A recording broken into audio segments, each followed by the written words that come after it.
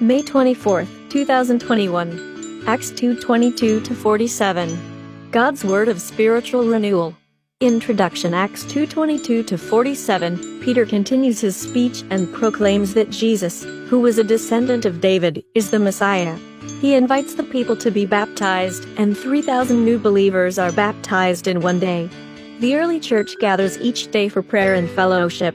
Today's scripture, Acts 2:38. Peter said to them, "Each one of you must turn away from your sins and be baptized in the name of Jesus Christ, so that your sins will be forgiven, and you will receive God's gift, the Holy Spirit."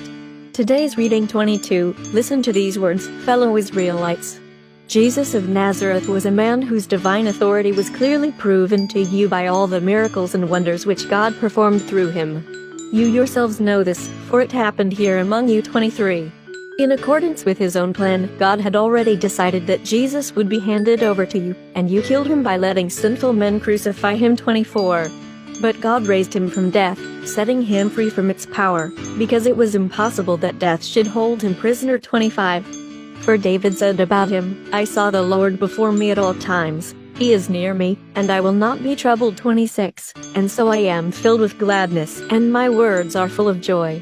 And I, mortal though I am, will rest assured in hope. 27. Because you will not abandon me in the world of the dead.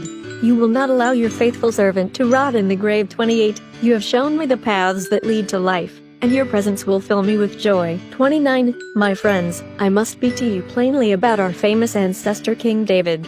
He died and was buried, and his grave is here with us to this very day. 30. He was a prophet, and he knew what God had promised him. God had made a vow that he would make one of David's descendants a king, just as David was. 31. David saw what God was going to do in the future, and so he spoke about the resurrection of the Messiah when he said, "He was not abandoned in the world of the dead. His body did not rot in the grave." 32. God has raised this very Jesus from death, and we are all witnesses to this fact. 33. He has been raised to the right side of God, his Father, and has received from him the Holy Spirit, as he had promised. What you now see and hear is his gift that he has poured out on us. 34.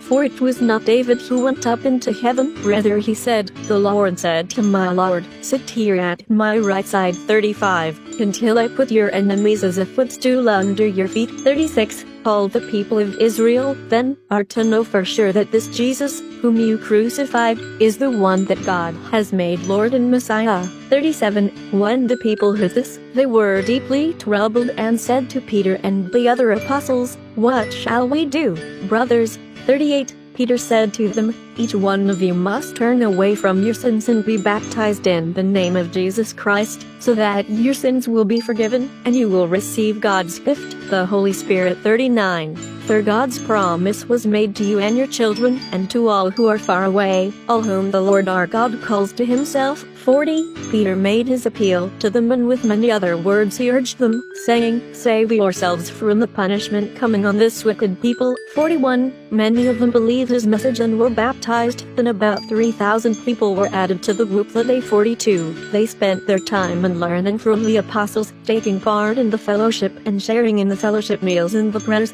Life among the believers. 43. Many miracles and wonders were being done through the apostles, and everyone was filled with awe. 44.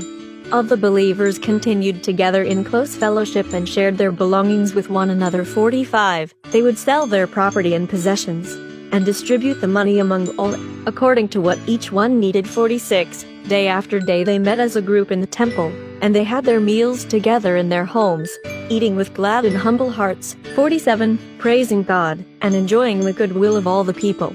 And every day the Lord added to their group those who were being saved. Reflect. How did people react to Peter's message? Verse 37. What did Peter tell them? Verses 38-40. What is the promise he speaks of? What does that promise mean to you? How is life among the believers described in verses 43-47? How would you describe life within your community of faith when you gather? Let's pray. I thank you, Lord God, for the gift of your Holy Spirit and for your promise of forgiveness in Jesus' name. Bind all believers in close fellowship to worship and serve you. Amen. Tomorrow's reading, Acts 3:1-26. Peter heals a lame beggar.